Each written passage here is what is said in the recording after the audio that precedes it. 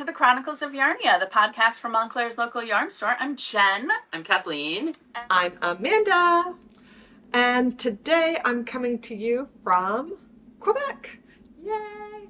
She is traveling, but She is. She's on vacation, and I'm sure she's going to be sending us or adding in a report so that we can all see what she's been up to, both knitting and travel-wise. Yes.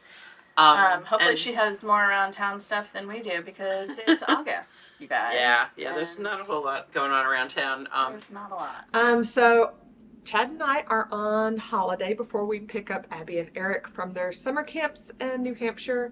We decided to come up here for a few days and just visit a city we've never seen and see what there is to do. So we're staying in Quebec City. We're actually in the old city. So Quebec City has it's a old fortified city from when the colonies in the Americas were new, and there's a wall all the way around it, and there's an area of the city where there's hotels and restaurants and whatever inside the wall. So we're staying there.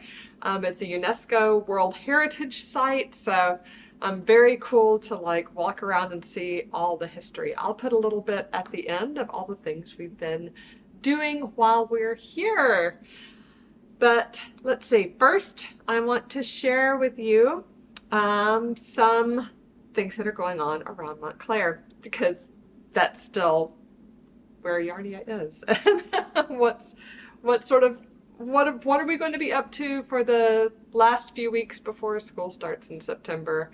So after this week, all the kids will be home. Camps will be wrapping up, so it's definitely that time where a lot of the summer hustle and bustle slows down. Folks are on vacation, and we just have some fun things to do still around town.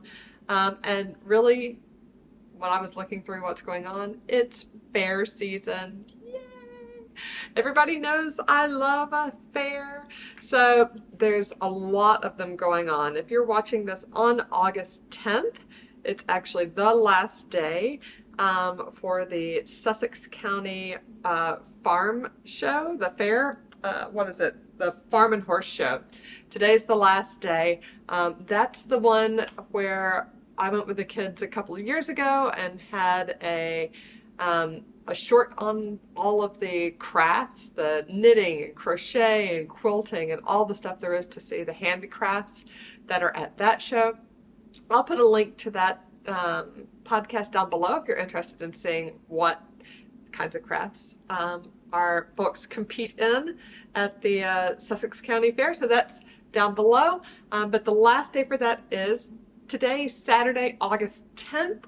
And then that one will be wrapping up. I was really hoping to get something entered into that fair this year. But since we're actually not going to be in town, because we actually have to pick up a kid that day from New Hampshire. So I'm not going to be in town to pick up my item, and I just didn't feel like I had anything in quite the right spot this year. I'm working on, I was working on socks and baby things and and sweaters for Rhinebeck that aren't ready yet. So I was like, okay, I don't have anything really this year, but maybe next year. Maybe I say that every year, don't I? Anyway. Maybe actually next year. We got to start planning these things in January. Maybe we'll have Team Yarnia. I really want to do that some year. But then the next one, don't worry, there's more fairs the next 2 weekends. So the Passaic County Fair, which Passaic County, Yarnia is in Montclair, which is in Essex County. Passaic is the county just to the north. Their fair is coming up the next weekend, August 15th through 18th. And that's in Woodland Park at Garrett Mountain. So Garrett Mountain is if you've never been, if you're in northern New Jersey, highly recommend. I'm getting my drink from this morning. Highly recommend. There are walking trails and easy hiking trails. I used to take my Girl Scouts there all the time if we want to get out in the woods and go hiking, just really rambling. It's not a hard hike. It's just, sort of walking through the woods on trails. Very chill place to go. And they have a big open field at the north end of the park, and that's where the fair is held. So I would say that's like a very traditional fair in terms of carnival rides. It's more carnival rides and midway games, and like you can win the big stuffed plushy animals and all that kind of thing. Hot dogs and, you know, Cracker Jacks and all the things like that. So yeah, so that's the Passaic County Fair. They're really fun. There's fireworks at least a couple of nights. So yeah, that one is great. And if you're in Montclair, it's a very short drive, just like up Valley Road, which is where Yarnia used to be. You just go straight north on Valley Road, and you'll get to Garrett Mountain. Well, there's one left turn at the Dunkin' Donuts way up there. But yeah, so that one's the 15th through the 18th, so that'll be really fun. And then the last fair is the Hunterdon County 4-H and Agricultural Show. 4-H Fair and Agricultural Show. So that's in Hunterdon County. Hunterdon is far west near Pennsylvania. And I used to work out there, and one of my desk mates told me about the 4-H fair because her son was a Boy Scout. The Boy Scouts have like a food vending stand there as one of their fundraisers. But that is a great fair.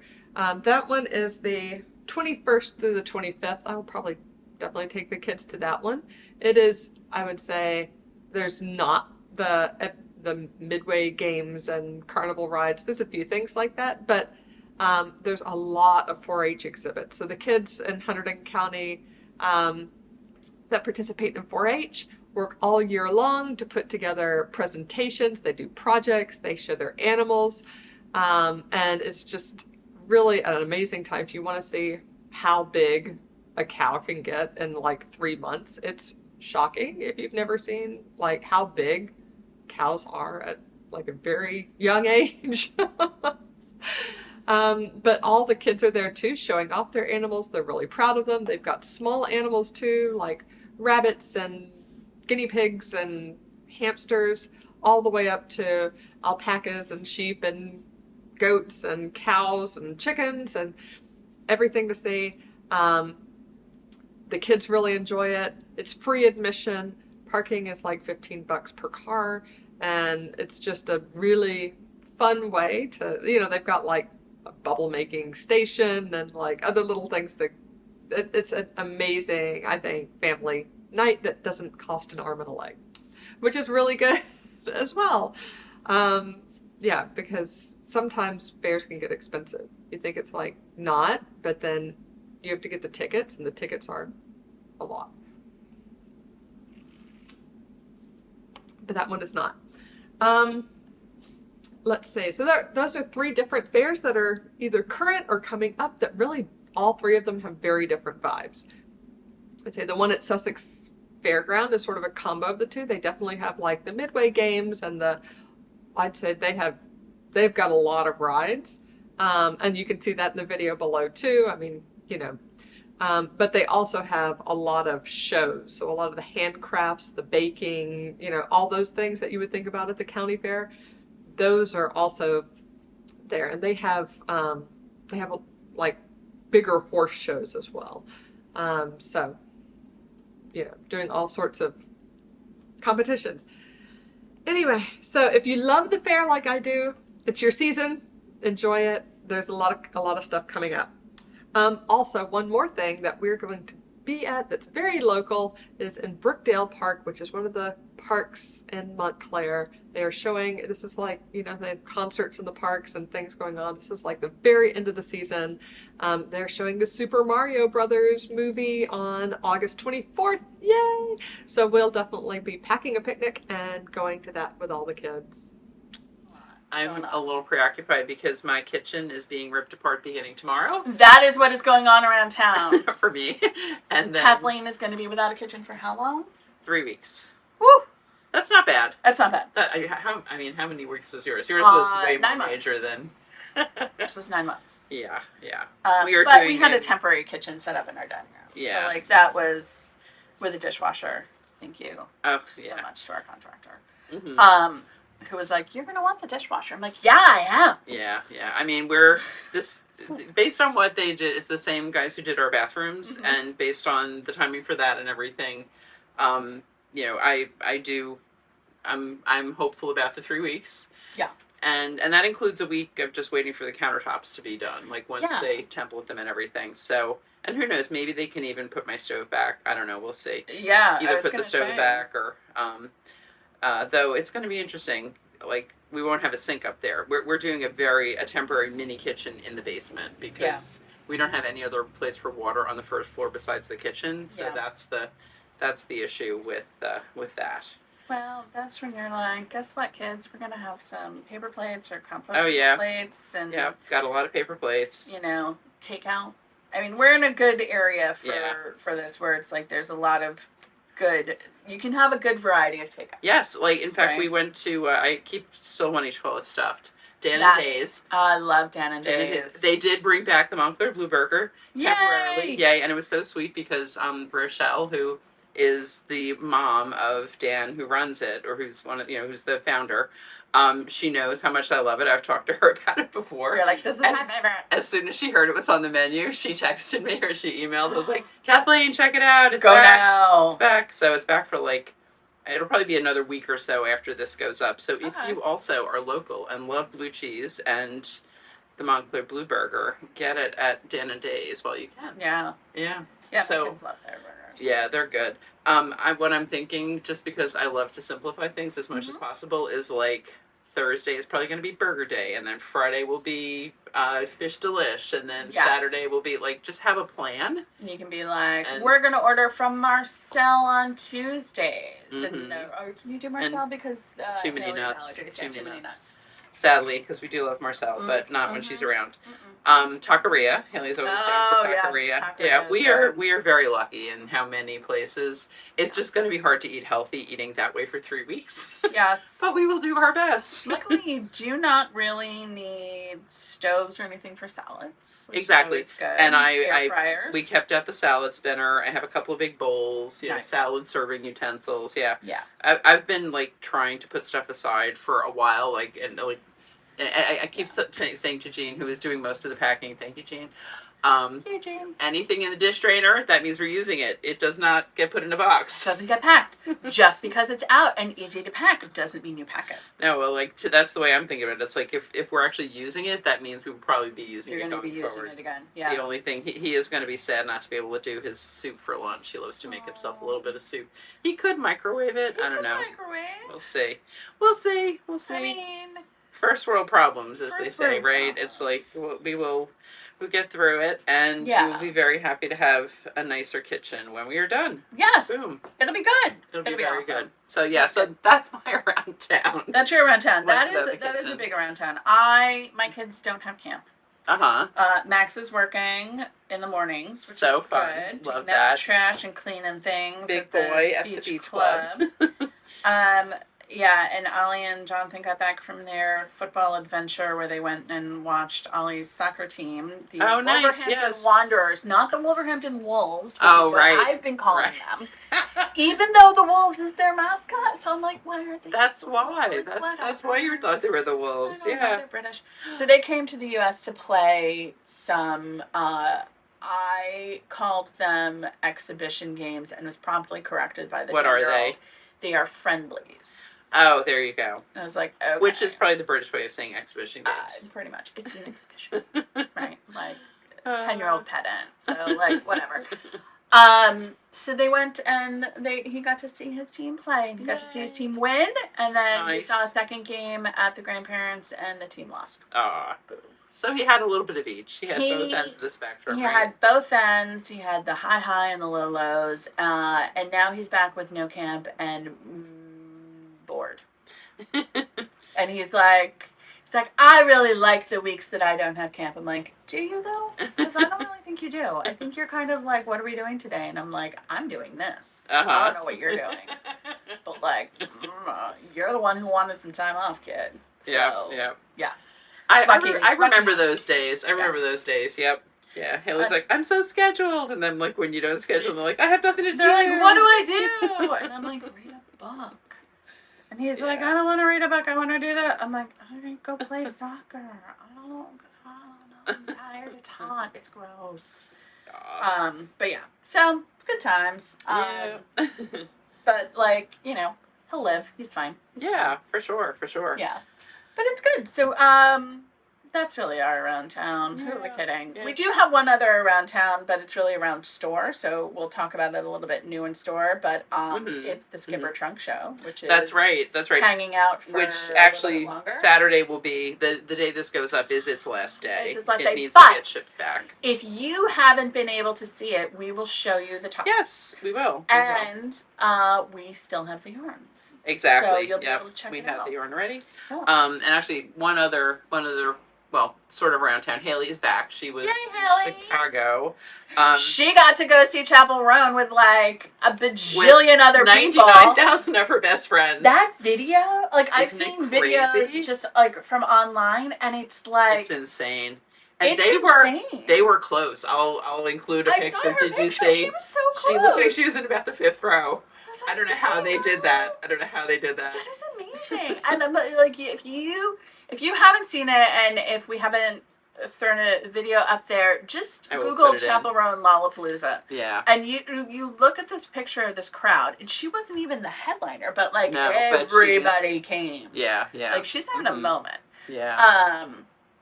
Like that's amazing. Yeah. Like good for her. I'm making some notes about pictures to send Amanda. Pics for Haley at Lala Chapel Crowd. Chapel Ground. But did she have a good time? She had a great time, and literally, she got home at 3 a.m. last night. Her flight was delayed an hour. It landed at 2. It was supposed to land at 1. That's so Jean hard. very kindly went and picked her up instead of having her do Uber Jean instead of regular Uber. 5 stars. Good dad. 5 stars always. We really need to get him like a hat and a shirt. I know. Like, it was on my list for a long time actually to do those. I still should do it. Uber Jean over the pocket, right? And then 5 stars in the back. Yeah. I think as soon as my kitchen is done, and the other thing I'm spending a lot of time on is trip planning. Yes. Because it's like 6 weeks till we go. I can't believe it. Tell where you're going. We are going to England and Scotland. Yay! And I'm so excited. I'm so jealous. And we are so lucky that we have family and friends who are like hosting us for part of the time, which is really nice. And that is nice. It's so nice. It's going to be so fun to see all of them. Actually, I'm missing one of my cousins who we really look forward to seeing too. But the day before we arrive in London, he is traveling to Scotland. He's in Scotland the whole time we're in England, and and then basically I think he gets back. Yeah. So, anyhow, that's gonna be so fun. It's gonna be so fun. So we're doing like 4 nights in London and then 2 nights in Oxford, which I've been to before, but Jean hasn't. And we are big fans of British murder mysteries. Yes. So Inspector Morse, Inspector Lewis, Endeavour, all of that, like. I've been there when, I was a lot younger, but it is the kind of place that really makes an impression on you. It's so unique.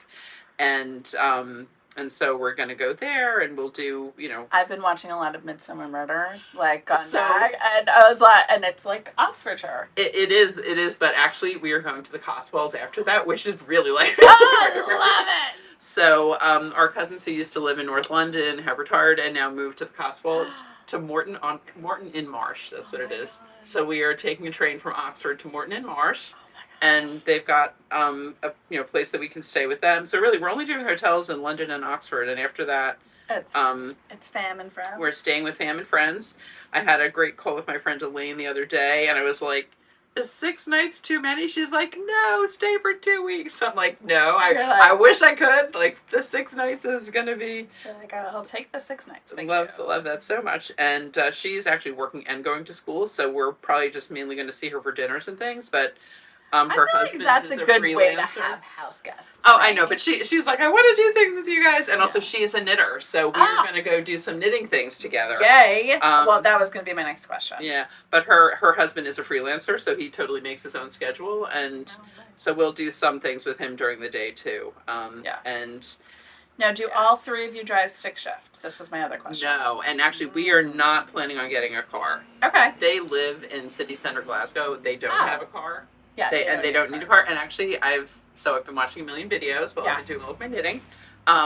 The the underground in Glasgow is called Clockwork Orange, and it is all orange. So I've already told Haley it's like we definitely have So some many photo pictures. ops, right? I have so many pictures. But literally, it's like a donut, and it's it kind of Just goes go everywhere. around. And they're, I don't know, I will figure out before we get there which station they're at. But yeah, they're really close to one of the stations, and it sounds like a really walkable city. And so we'll probably, and it's like 45 minutes by train to Edinburgh.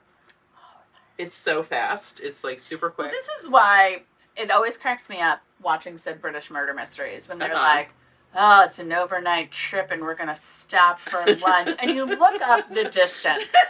And the distance. It's like I do that to go it's grocery a 2-hour shopping. drive. Yeah. And I'm like, I have driven that far to go to the mall. Yeah. Like, yeah. are you kidding me? It's all what you're used to. Because I've been watching so much Midsummer Murders, I also listened to a podcast which started as Midsummer Maniacs, which is a very like cute, sweet, funny podcast, and now they're the Murder Maniacs because they ran out of Midsummer episodes. So I'm like, oh, I'm getting there. But that's one of their running jokes where they're like, such a long trip in England. What is it like? 4 hours. It's like, oh, that's an overnight. Like, oh, so long. I'm like, in the U.S. Yeah, that's, I know. I remember when Haley was looking at Mount Holyoke, it's like 3.5 hours up there, and you could do that in a day. You can definitely go up and back in a day. It's like, would I want to stay overnight? Sure, just to have more time and see different views of it, but you absolutely can do it. Yeah. Well, it's like, you wouldn't want to do it every day. Yes. But as a like a event kind of thing, sure. As an event kind it's of absolutely, thing. absolutely a day, not multiple days. Not in the UK.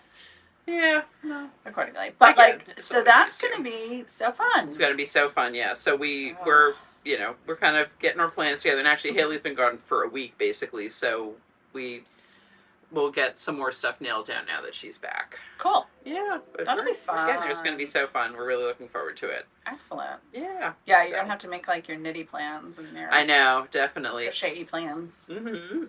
Yeah. All the places. I'm like, of the places to go. Yeah. That'll be good. I'm jealous. It'll Very be jealous. fun. Should we hop to finished objects? I think we should. Because I have a finished object. Yay! A finished object. I mean, technically, it's so funny. a pair of finished objects. Yay! But like, excellent. It's so funny too. I was thinking the camera cut off, but oh no, not this no, camera. not this camera because we're recording it On my iPhone. on the iPhone. So yeah, It should be okay. We're not the technical ones, so we're like, no. We are the held usually together with, along for the ride. yeah, held together with a smile and some scotch tape, basically. And a little prayer. All right, so I have finally finished both of my simpler, sinister cat socks. They're so cute. And you can tell the difference between on a blocker, not on a blocker. It's funny because I normally don't. I really tend not to block my socks. Because I'm of the opinion it's negative ease item. Yeah. You put it on your body and then it's blocked. It kind of fits to shape, Yeah. right? I'm also just real lazy. And like I'll maybe I'll wash them sometimes before I wear them, but probably not. But I'm really happy with how this turned out. I did some experimenting with the colors of the toes, right? So this is Autumn at Yarnia from Color Real Yarn sock set, where I did the little kitties here in the multi, and I used some magenta, and I knew I wasn't going to have enough for both toes. And at first, I think we talked about this last time, where I was like, oh, maybe I'll use the orange, the do magenta, a stripe. the orange, and the blue, but it looked very too varsity or something. Yes, I don't know. Varsity. That's a good way to put it. It didn't work with the kitties. It didn't look good. It didn't look good. And then I was like, maybe I'll do like one stripe of the magenta, and I was like, screw it, I'm just gonna do the blue. Just do a solid blue. So It looks so good. I love it. And I really like how it turned out. And I did a tweaked little gusset where the gusset placement is down at the bottom of the heel. Do you want me to bring it up? Top of the heel. Actually, it's going to be hard to know. We won't know whether it can be whether it's focusing on it. Let's give it a try. Let's give it a shot. All right. Just because it is so interesting. It's definitely different. So this, I kind of stole this idea from one of our students who just misplaced her gusset decreases. But I was like, you know what? It works. It works really well. So we'll see how well. we'll see how well that looks. We will find out. Maybe we'll take a picture too after the. Oh, that's a really good idea. I can take a picture too. And I'm writing that down because you know we will not remember. Yeah, no, I will not remember. Neither of us will. But I like this pattern. It's super cute. The little kitties are adorable, and some of them look super cranky, depending on where. I love that. I do love they're how just like it's Some of them are clearly growling. One of these has a little mouth, and he's like, he's so mad. So super cute, and it fits really nicely. It's simpler, sinister. Simply, simpler. Look up sinister cat, and you'll see it. Mm-hmm. There's another all over sinister cat pattern. Same author. His name I can't remember. Oh, that makes sense. That's why it's the simpler it's sinister. It's the simpler one where it's just one band of color, as opposed to like little cranky cats all over the place. Oh my goodness! And wow. there's a sinister cat sweater, which I might need to make for Ollie because he's like, those cats are mad. I'm like, they are mad. I love it. Hissy little cats. Like Hugo, right? Like Hugo. Well, Hugo's a little bit more of a scaredy cat. He's like a little lump. But he looks mad when you. He looks mad, and then he also. I think we need a Hugo picture, Mad Hugo picture. I'll see if I can find one. He tends to run because he's a coward. Well, just when Haley was cat sitting for you guys, yeah. Just because they're used to people being around all the time, and like even though she was there, some days a couple hours a day and everything. Yeah. It's just like not enough human contact, and he'd be like pissed off. You'd come in and he'd be like, "Where's my food? Where have you been? Why are you not entertaining me? What could possibly be more important than hanging out with me? How dare you not sit on the couch next to me and let me lean against you and scritch me?" Yeah, exactly. And she does love to do that too. Yeah. Our cats. Man. They're very cute. I am not a cat person. I am so not. I'm very allergic to them, which is the main reason probably I never got to be a cat person. Yeah. But your cats are damn cute. Our cats are really cute. They're so cute. Leo and they're like dog cats. They're both when they weren't around your family all the time. Yeah. They were both like, "Hey, look, it's people. People, I love you so much." Play with me. Yes, and Leo is very much a people person. He loved when we were renovating because there were so many more people around all over, and they would all. It was adorable. Like the guys who actually installed our kitchen, and the counter guy especially like loved Leo, and Leo loved him. So he'd be, "Oh, baby," and Leo would be like, "You're my favorite," and I'd be like, "Yeah, you got a bud."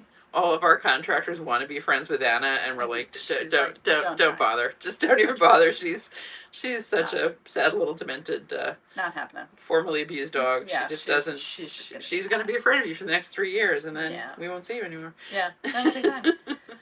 So that is my finished object. I did those.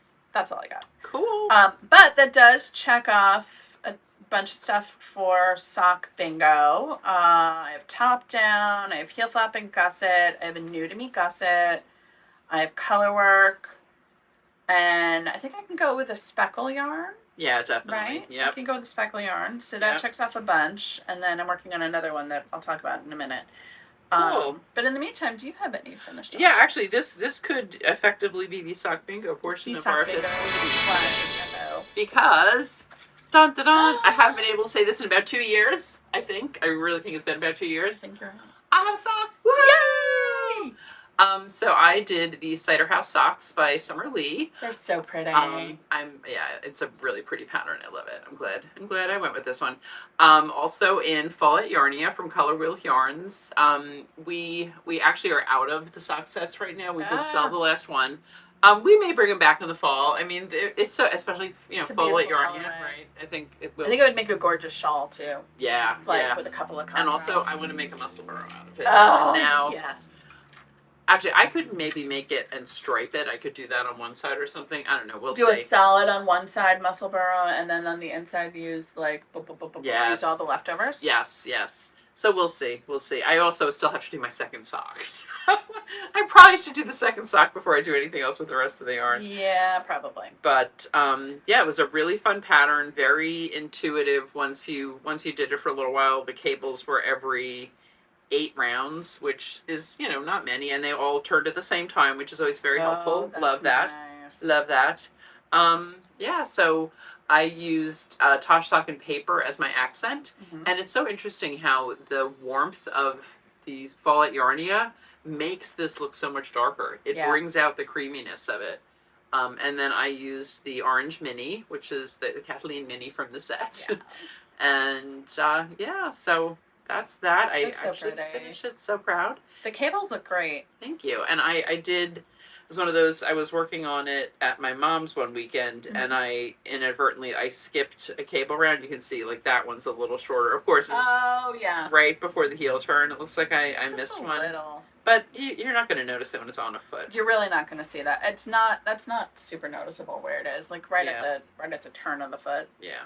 I think you'll be good. So yay! So I have my first sock for sock bingo. I'm still hoping to do a whole bingo. I want to do a sock tube.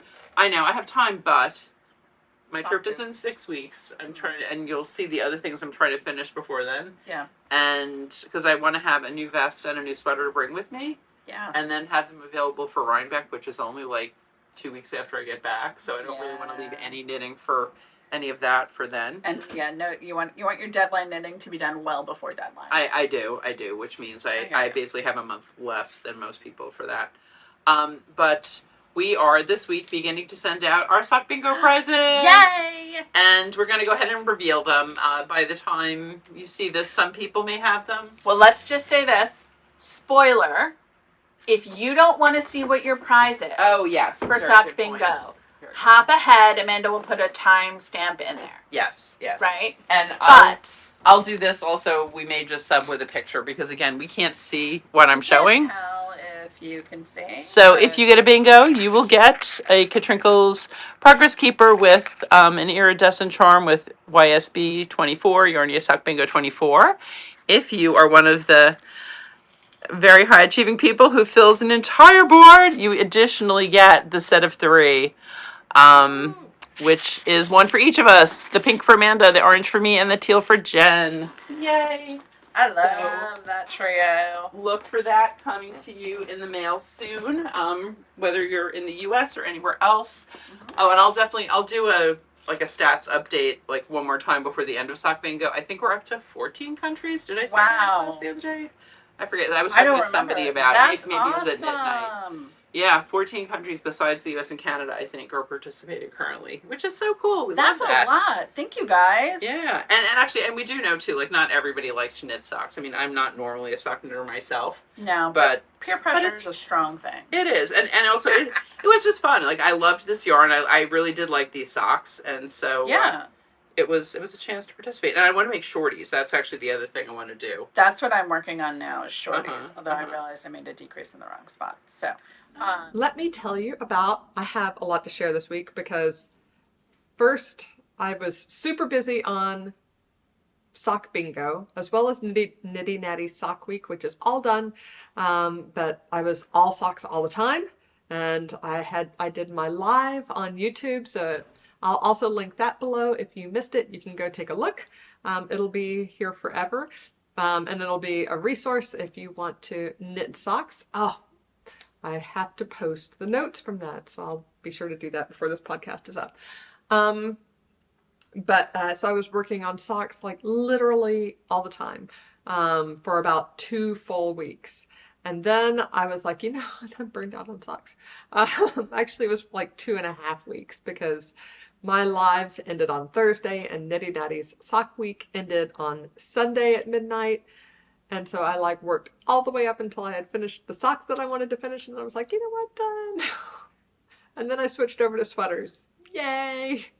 So yeah. And then I'll probably I miss crochet so much. That is something I'm really looking forward to. I have a project coming up in crochet. I'll be getting to that in the fall, but right now I'll tell you all about the socks that are finished and the sweaters that I'm making. Let's see, first what I am wearing. This is a sweater I've worn before. It's about 3 years old. It's the Eastbound sweater by Courtney Kelly. So up here in Quebec, it's like the highs are in the mid-70s today, which is a perfect time for a loose, short-sleeved sweater. And yeah, so is actually knit from the bottom up. There are gussets under the arms that give a nice waist shape but still keep a loose feel around the middle of your body. And then there are just some knits and purl techniques, a little bit of lace eyelets here, and yeah, and then some really interesting sort of saddle shoulder, drop shoulder construction that finishes it off.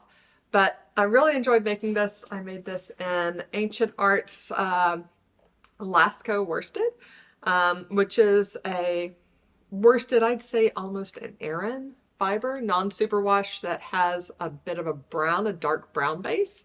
And I think it was good for this sweater, although I was thinking this morning I would love to see what it looks like with a very round, bouncy fiber, because I think that would show up the stitch patterns up here a little bit better.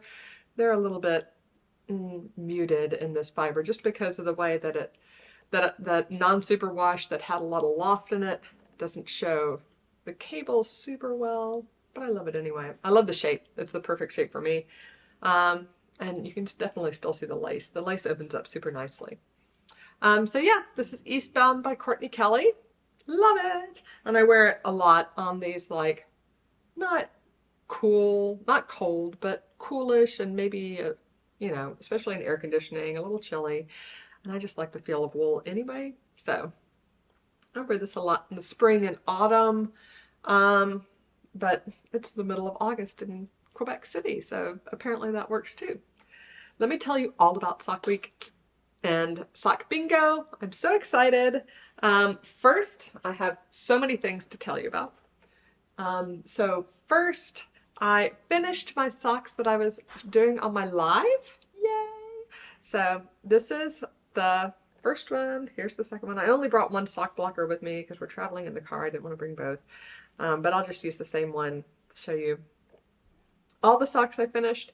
So this is the first one. This is, let's see, Landonord Infinity Sock. And I talked a lot about this last week as well as on the live. So if you want to hear how I managed the color in these socks, you can take a look at either of those. Either last week's episode or check out the live, probably the second session where we turn the heel. Is really where I managed the colors, because the skein of this yarn has like 20 stripes. It would be like up to here if I knit all the stripes in my size, and I didn't want a knee-high sock. So I changed colors. You can see maybe right here. Right here is where I changed colors. The sunlight's coming in the window is pretty strong here. Sorry, but this is the time I have to podcast. I think it's okay. It's not really hitting my face. But yeah, so really enjoyed these. These are vanilla plain socks. They have a 3x1 rib. The 3x1 rib continues on the foot, not on the bottom of the foot, of course. And it has a heel flap and gusset. These are self-striping. So I didn't have to change any yarns the whole time I did this. The yarn does all the work. So these knocked off quite a few squares. Also, because I was doing them as a demonstration on my live, I knit one of them in magic loop and the other one on double points, which is not something I usually do, a magic loop, but I did for the podcast. And so that knocked off another square, that top left corner for me. Yay! So these are 2 socks done. I already finished my 2 Genshin Impact socks. I'll hate them, those green ones that I had a tube cranked up. And then it was Nitty Natty Sock Week. So, like I said, Sock Week started the same week that my live finished up. Mine finished up on Thursday, and her Sock Week went. It was the last time we podcast. That was her Sock Week. And so I did a sock. Yay! So this is my sock. The sock is for me. And I knit Helen Stewart's Vapor socks. So these are from, I think it's the 3rd Sock Society, Handmade Sock Society that Helen Stewart put out. which was the theme was atmosphere. So these socks have like I don't know how well you can see it here. Yeah, you can see it. They have like these little, it looks like bubbles or, little things floating upwards on the leg of your sock, like curling mist vapor, that type of thing.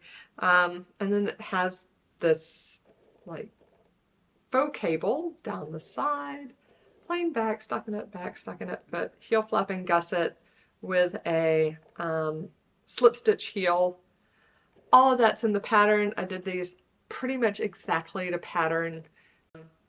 And yeah, except I put in a little bit more rounded toe instead of a wedge toe.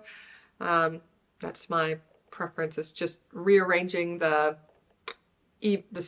straight rows versus the decreased rows on your toe to make it a little bit more rounded instead of just wedgy, which doesn't really matter to me in the end, but I don't know, I just like the look of it.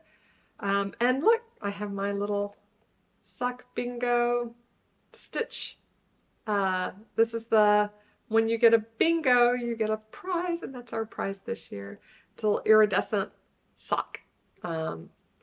Which I really like. It's cute, and it says YSB, Yarnia Sock Bingo 24, and I earned it. Yay! So this sock had lace in it, which is one of the squares that I needed. It also has a twisted, ribbed cast on, and I think those were the two things that I really picked up with this one.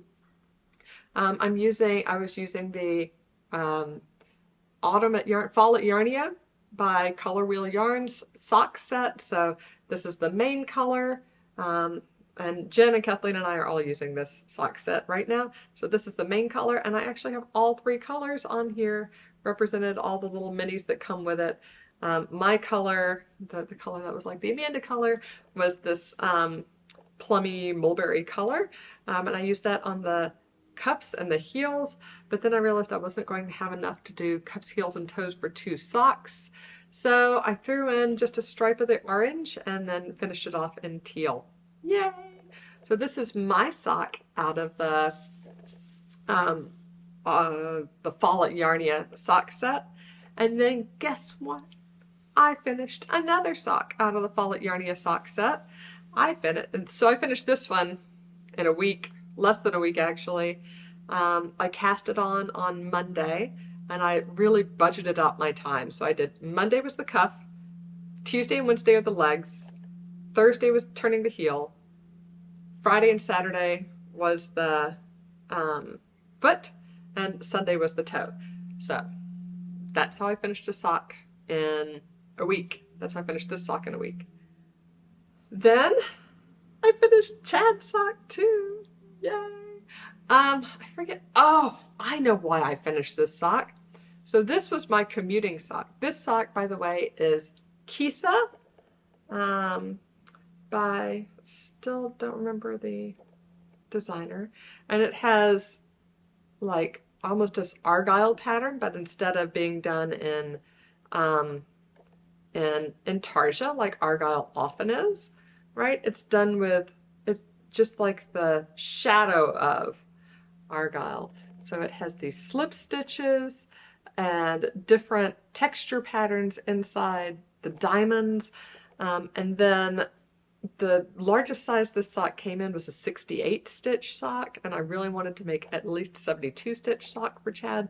So I added 2 extra stitches to each side. So I actually added 4 extra stitches.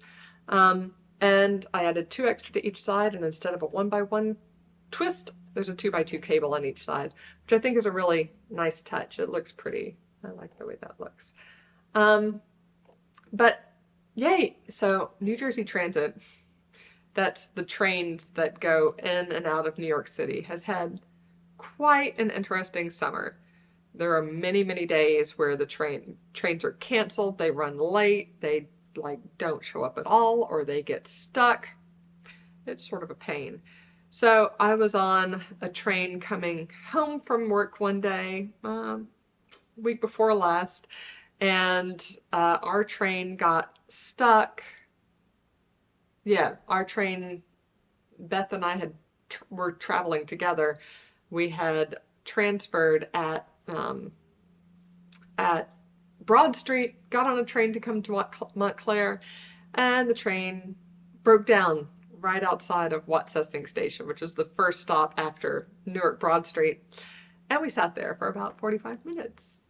An extra 45 minutes to my commute. So my commute was double the time that it usually is. And in that time, I finished like half the foot of the sock. Yay. Or maybe, I finished like a diamond and I think I actually finished 2 diamonds. So that's half the foot of the sock. And at that point, you're just like, well, I should finish this thing. So that's what I did. Yay. So this is Chad's sock, also out of the Color Wheel yarn. It has the orange for the cuff and the heel because that's his favorite color. And then again, the turquoise for the toe. We're all going to have turquoise toes on this. And he didn't want the mulberry stripe. He's like, just give me a turquoise toe. So that's what I did. Ta-da! Kisa is done. Sock number 1 is anyway. I still have to do sock number 2. But that's okay. 2 things. So I do have one more finished object. Well, do we want to talk more about socks, or should I finish? Yeah, let's do finished objects. Let's finish objects. Let's finish. Okay.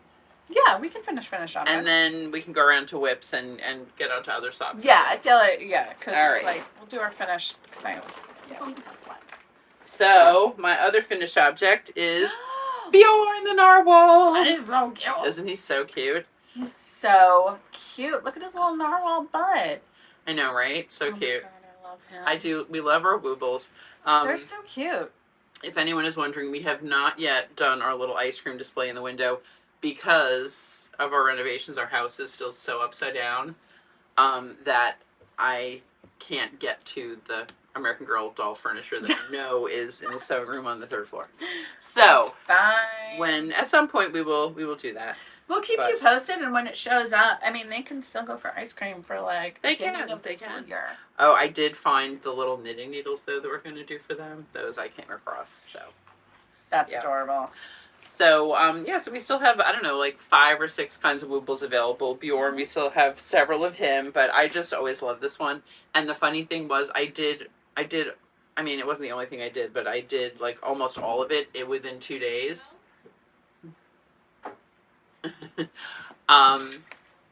Sorry, we had somebody else at the door. I did almost all of it within 2 days, and it was pretty late at night. I was almost finished. I was doing the tail, and I did not read the directions or follow the video. You know what it was? I was working from the printed directions at that point, not the videos. Yeah. The video is very clear when you do your second piece. Do not break the yarn. And what did I do? I broke the yarn. And so I was like, all right, I can't deal with this. So, it sat for 3 weeks. And then sometimes it just needed a timeout. It just needed a timeout. So it sat for 3 weeks. I picked it up a couple of nights ago. I was like, all right, what do I need to do with this? Frogged that piece, did it, and did not break the tail, and it was done in like 15 minutes. So I think I've said before on the podcast, I had a sweater sitting on the desk in the kitchen for a full year with the buttons on top of it. And the only thing that needed to happen was me to sew the buttons. Yeah. I had a sweater of Haley's that I was supposed to put buttons on that I never did put buttons on. Yeah. That, like a knitted sweater that or crocheted actually, that I never did do, and it kind of got buried. And even better than that, well, not better, different, whatever, similar along those lines. A sweater I made easily 10 years ago, maybe even closer to 15 years ago.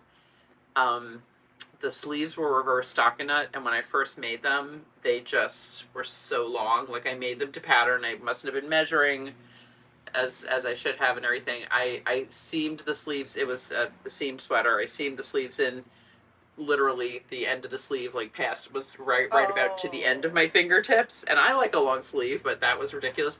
And it had a pattern on it too. It was like you couldn't just shorten it. So I took them apart, put the thing away. I thought I didn't redo the sleeves. Apparently I did redo the sleeves.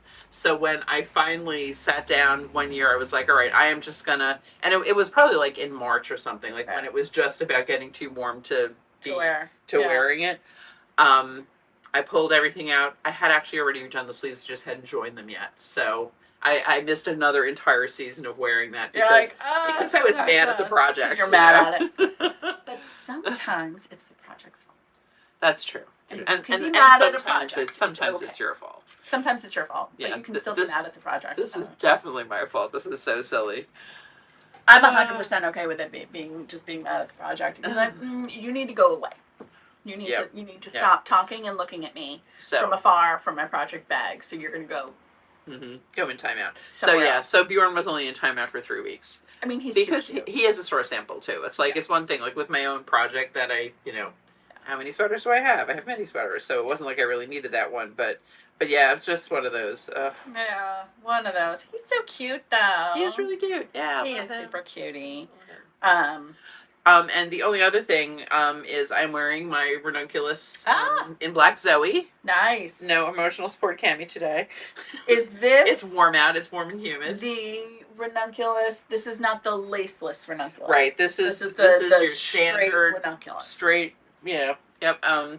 I always do ribbing on my sleeves. I do ribbing to match my neckline, basically. Yeah. Just because I don't like the rolls. And you can't, I mean, I don't like a rolled either. Black linen, you can't even really see it, but I just prefer the fit of that too. Yeah. I don't like it when the sleeves feel like they're not there. Yeah, I like, and it's funny, we were talking about this in the intermediate class on Thursdays too, where it's like, I don't love those edging. I understand why people do it, but why patterns require or call for it, where you pick up your stitches along an edge and then immediately bind off because you want like a finished edge that looks unfinished and kind of dies out, but I don't like doing that, and I like swapping out that edge for pick up your stitches, right, because that'll pick up stitches around it because that'll get rid of your selvage edge, that gets rid of like if you have a stair steppy or cast on or anything at the neckline, right. Pick up your stitches, and then I like a 2-stitch I-cord bind off. Because that has a similar, like, dies out, no edging, and it's just, all you see is, like, just a 2-stitch I-cord bind off. One stitch goes on one side, and one stitch goes on the inside, and it just gives a nice little... Yeah, just like almost a finished piping, but not piping. And also, it runs the opposite way of the knitting, which is always so pretty. The knitting. It's and I feel perpendicular to it. Yeah. I strongly prefer that to the pickup and then bind off, which gives a similar look, but like. But not as. It's just. And it doesn't have as much structure either. So structure. And if I want a little. I like a little structure. I like a little something. Yeah, I agree. I like a little structure. Yeah. So anytime I see that in a pattern, I usually swap it out for an I-cord bind off. Yeah. I like an I-cord bind off. What can I say? You know what I just realized we never did? Yeah. Episode number. Oh shoot. So we are into the 130s. I will say that. 135. Close. 134. 133. 133. 132. 131. 130. 133. I was like, I know. You say we're in the 130s. I was like, I knew it wasn't 135 because that would have been like a nice a milestone. Yeah. A milestone. Yeah. That's a lot, man. I know, right? It's crazy. It's crazy. All right, do you have any other finished objects? I do not. All right, That is it for me for finished objects. Should we go to whips? Let's go to whips. Okay, let's go Why to don't you whips. kick off with whips? All right, I have 2 whips. We'll continue with socks first. Good.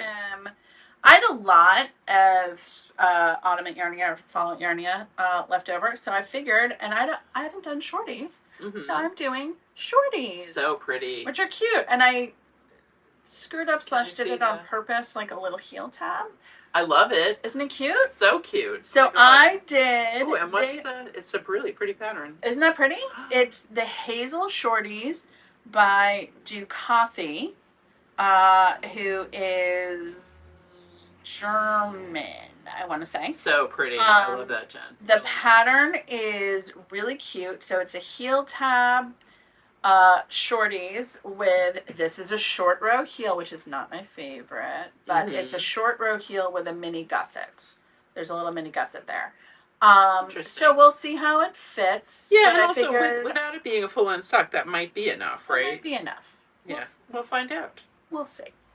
I'm also doing it over 68 stitches instead, because that'll also maybe help a little bit. Mm-hmm. The one thing with the heel, the heel tab you cast on provisionally, and I did the lining in the blue. Love that. So cute. Right, and I did my little Nice short rows detail. on the heel tab. I actually did one additional set of short rows, partially on purpose, partially because I was like, let's see what it does. And I feel like it's a little too, it looks a little too, boop, triangular. But I think once it's on, it stretches out a little bit. Yeah. But I was like, why not? That's cute. And so I did the inner part, and then I switched to the main color, and now I finished the heel last night. It's a German short row heel with some boomerang rows in the middle. So you do the short rows, and then you go around twice, and then you do the short rows again, and then you go around twice, and then you start decreasing away your mini gussets because you increase your mini gussets a little bit here. And it's got a really pretty, almost like dip stitch pattern going on here that involves, well, it looks like a yarn over cable situation going on, but it's really a dip stitch. Interesting. Yeah. I don't love her charts because it uses some non-standard symbols. Oh, actually, that reminds me. I want to say that about this too. Non-standard symbols. Do you know? Yeah, and well, the comment, and I will put this in my Ravelry notes on the project. You know, there are cable symbols. Pretty much everyone uses the same cable symbols. To me, the thing about a cable symbol is it looks like what it is. I mean, I don't even need to read what the thing is because I can look at it and I'm like, oh, all right, the stitches are coming across on this 2 one. over 2 to the right. So therefore, that means I must get my stitches to the back. It's like, it's a pictorial representation of your knit. Exactly, like a slip, knit, and a knit 2 together a lot of the time. Like, literally, they lean the way you need to go, so you don't even have to read what it is. She uses colors instead of the cable symbols because she doesn't like the cables.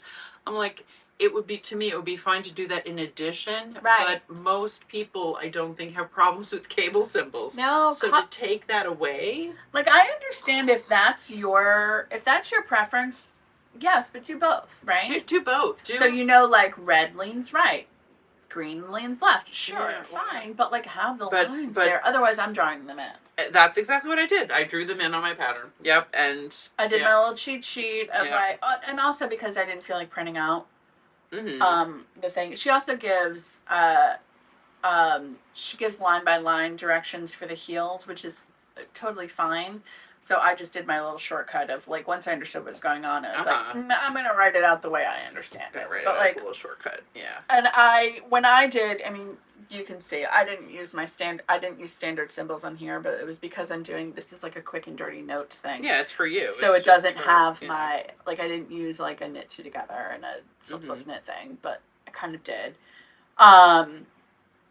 Yeah, but you're not selling that as a pattern. It's and this is the other thing. I think it may be because she's German. Oh no, these are recent. But they take her hazel pattern. So the hazel shorties are a recent pattern, but I think her hazel pattern is older. So it might and that's the texture. And that's the texture. So it might be that she just took her chart from that. Which could be that. But otherwise I think, or maybe not. I'm looking again and I'm saying 2018. Okay, so maybe. I do think the pattern is well written. It's thorough. You can tell it's translated from the German though. So if you're like a dead beginner sock knitter, you might need a little bit of help working through this. It's very clear. It's just if you're used to like American UK patterns, it might be a little bit different than you're looking at. Like briefer or just not as explanatory? Like a little bit of both. Like not as both over-explanatory and not as explanatory. That's how I find some of the early petite knit patterns. Yes. It's like there's so much discussion. I'm like, all right, well, when do we actually do something? Right. Where you have 3/4 of the page is less than a row of knitting, and then 2 lines is the entire garment. And I mean, sometimes that's what you're supposed to do, right? Like it's the case. Like she does give in the Hazel shorties, she gives, it's like a 6-page pattern or something like that. So she gives a lot of directions. She explains her notations. There's a glossary that's thorough. Everything you need is in the pattern. It just might not be what you're used to. Yeah, right? And yeah. so Yeah. I feel like that's a fair, like, I had no problem with it. Uh-huh. Although at first looking at the chart, like, I'm gonna just show Kathleen what the chart looks like. See that? I was like, what is that? Yeah, right, exactly. I mean, she's Very translating, but it's like 2 out of 4, 4 out of 2. And I'm like, okay, I understand what you're thinking of. Perhaps that is a translation thing. And then I looked at the glossary and I'm like, oh, I get it. Makes total sense. And she has videos, which is also handy. Yeah, I do think, though, when it's one of those things where there is a standard way to do it, it's absolutely reasonable to add your own twist on it. Okay, so that's my sock project. Yay. And this checks off a lot of different things. And I also feel like this is one of those things where if I run out of yarn and I can't make a pair, although I don't think I will, because they're short and I'm using contrast toes, right? If I run out of yarn and I can't make a pair, that's fine. This can be a store sample for of like when a single sock or something, right? Or a single sock, or like how to do shorties or something like that. But it's also because like sometimes I'm more process than products in terms of knitting. And this is more like a bunch of stuff that's new. My other whip, which I haven't worked on in a little bit because I've been trying to get the socks done, is my Ilha sweater, which my class is wrapped up. And speaking of I-cord bind off at the top. Yeah, one of your students came in wearing hers the other day. I know, so exciting to see. She looks so cute. Sharon? No. Judith. Judith. I want to say Judith. No. Sharon. No. It's so bad because I am terrible with names, and the handy thing about teaching on Zoom is that people's names are there. People's names are right there. Now, I can tell you everything. Like, even if I have spaced on your name, I recognize you. Yes. I know your face. You know. I can tell you, oh my gosh, how is that sweater you did in the Rowan cotton cashmere and white? How is this? You know, like we had a whole conversation about like your kids and blah, blah, blah, blah, blah. You have, 5 dogs, right? Like I remember. You know the details. It's just, I know sometimes I know everything the name about you escapes, right? And I'm like, I remember all of the details, and I'm like, everything but the name. Oh my God, without like it underneath you, I attribute it to being the summer and my brain being tired and hot, but I'm usually pretty good with names. You're I usually great know with names. Most people's names, like, and some people will come in and be like, I haven't been in here in 2 years, how do you know my name? I still know you. I'm like, I just remember names mostly, Yeah. but I have been having a hard time remembering certain people's names lately. Here is FedEx. Ooh, nice. All right, so that's my whips. Yay, cool. All right. How about you? I do have several whips. The one I've been working on while we're chatting today is the Dreamweaver pillow. Oh. I decided to do a store sample of the Dreamweaver pillow. Yes. I've never done entrelac before. We love knit collage and have carried their yarns for a little while now, but have never done a knit along with them, and this was a good opportunity to do that.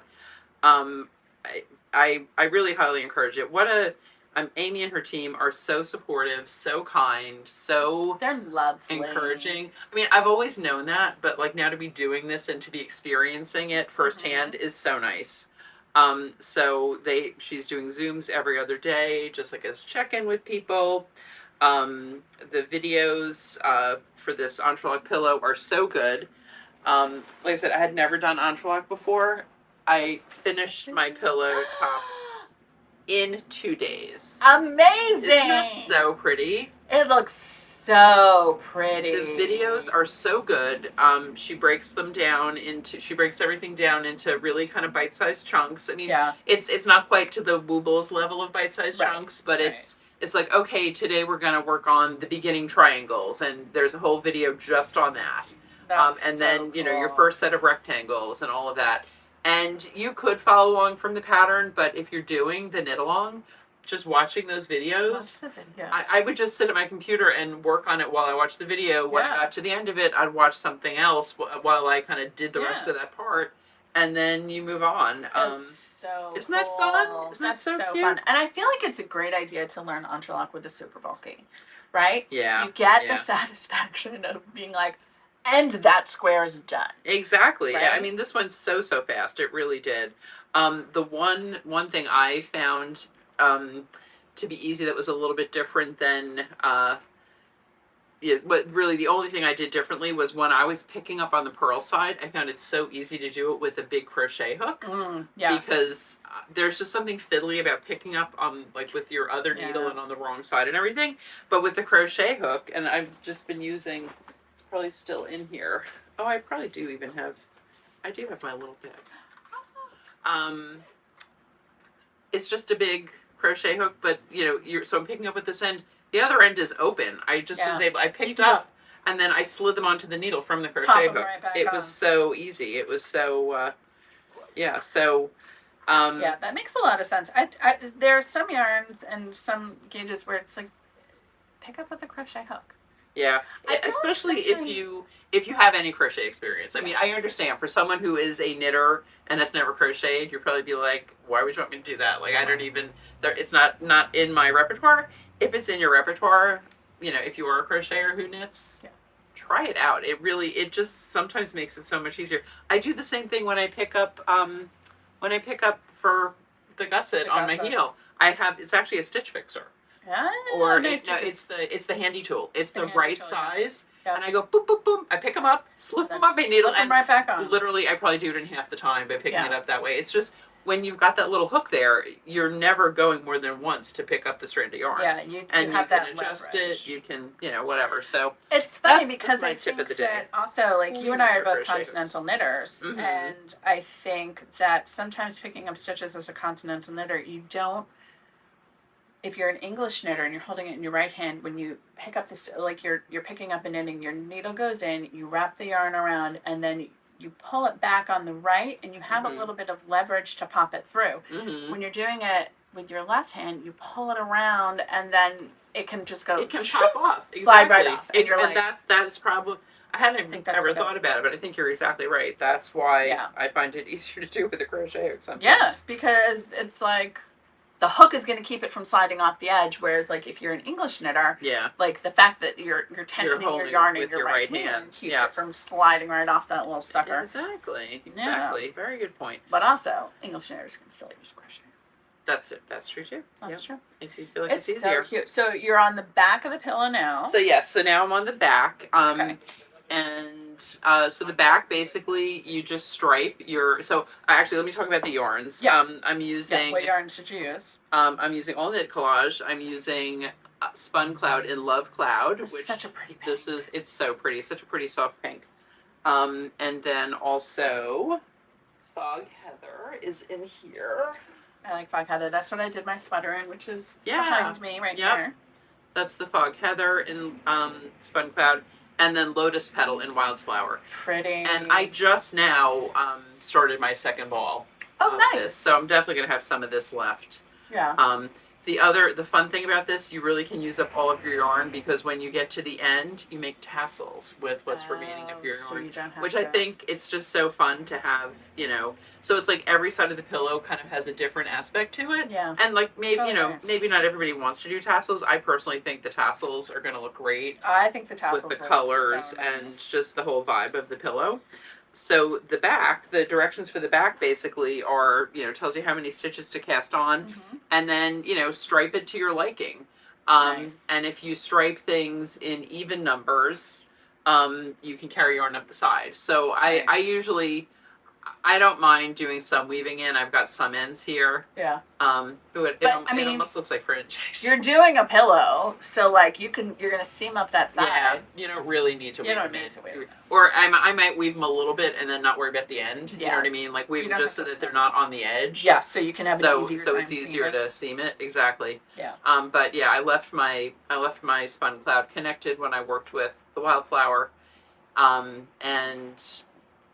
it's funny. I was on the Zoom yesterday, and a lot of people a lot of people have finished the front and started the back. Some people have even finished the back already. Yeah. It's a 14-day challenge basically to complete the project, which is really doable. Like as long as you can commit to some knitting every day, it really is doable. Yeah. To do that. But I have a really hard time being random.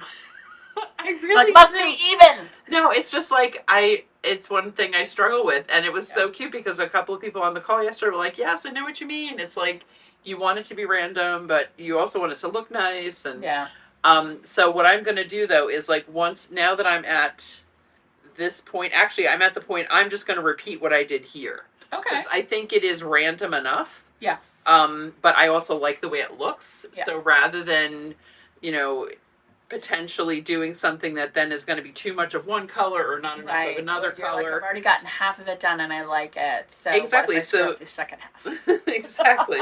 So I've got 2 ridges of spun of the pink and then 1 ridge of the waterfall. Here I've got 2 ridges of pink, 1 of wildflower. Sorry, not waterfall. Waterfall is their fabric yarn that is viscose based, I believe. Oh, cool. So it's a newer yarn, but it would give the same effect as this. Yeah. So I'm gonna repeat from there. So I'm going to repeat from this: 1 row of gray, 1 row of pink, 2 rows of gray, and so on. Because I do like the way it looks, and it is still going to look random. And honestly, one of the things I totally understand that it's hard to randomize. And sometimes when you're trying to randomize, like especially stripes, if you work with the numbers in the Fibonacci series, which are technically 0, but you're not going to use 0. 1, 2, 3, 5, 8, 13. It's basically like 0 plus 1 is 1, so it's like 1, 1, and then 1 plus the 1 before it is 2, 2 plus the 1 before it is 3, 3 plus the 1 before it is 5, 5 plus the 1 before it is 8. Yes. And you can keep going on that, and that's like the golden ratio and whatever. It's always going to look nice. So if you like, I've done it before, which was very involved in order for me, a very ritualized, like kind of like, what's the word I'm looking for? Rigid way to randomize. Is I wrote the numbers 1, 3, 5. I think I put 1, 1, 2, 3, 5, 8, and the most I was going to do was 13. Yeah, and even for this, that would be a lot. In like a little thing, and I would pick one out at random. And that's what I would do. That's what you did next, yeah. Yeah. I like that. There's also, I don't even know if it's around anymore because like my favorite free charting software is gone, Orange Ellis. That website was shut down. It was the best free charting software until you told me about Stitch Fiddle. Which Stitch Fiddle is the best. My new favorite. Current. Which I will pay for if I continue to use. I mean, it's worth it.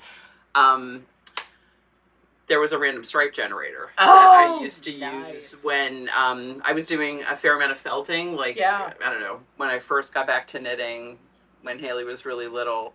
Yeah, so like 20 years ago, probably. No, really. I would use a lot of, I don't even think it was crayon because it was things that were solid. Oh, it was probably Lopi. I was probably mostly using Lopi. Yeah, for felting. Which felt nicely. I was making purses and tote bags and things. And I wanted to use a bunch of different colors, but stripe them nicely. Yeah. And in this random stripe generator, you could plug in like however many colors you wanted, 4 or 5 colors. And then you plug them in and you tell it how many rows you wanted total. And you'd say generate and it would show you a pattern. And you'd be like, if you don't like that, you'd hit generate again. And it would show you a different pattern. So literally in like 5 minutes, you could look at 20 things. And just like when you got one that you like, just save it. Save it as a, That's fantastic. As a JPEG or whatever, and to go through. Yeah. So that's so cool. So, but I've, I'm also happy with my approach for this. That like I like the way that looks. That's fine, and repeating it again. Random and mirrored. Exactly. Yes, exactly. Do you have any other webs? I do. I have, and it's so funny. This should really have been a finished object, but like we were talking about earlier, kitchen stuff like. I kept getting pulled into the kitchen to make rulings on whether things needed to stay or go. It happened. And then Haley getting picked up at 3 a.m. last night. Oh my god, it's so cute. So after we sat here last time with Amanda, who was working on the cute little cardigan for Evie, I was like, I'm gonna make a store sample baby bonnet. It's Isn't that so cute. So this is it goes really well with the oh my god, it cloud. does. Look, yeah, Look at that. in that pink palette Oh my right god, now. you could make a cute little jacket. Oh, you can make a cute little jacket and a little hat that goes with it. Yeah. So this is the Tama yarn from Ikigai Fibers. I love. And yeah, I love it with the Sugar Rich Bold.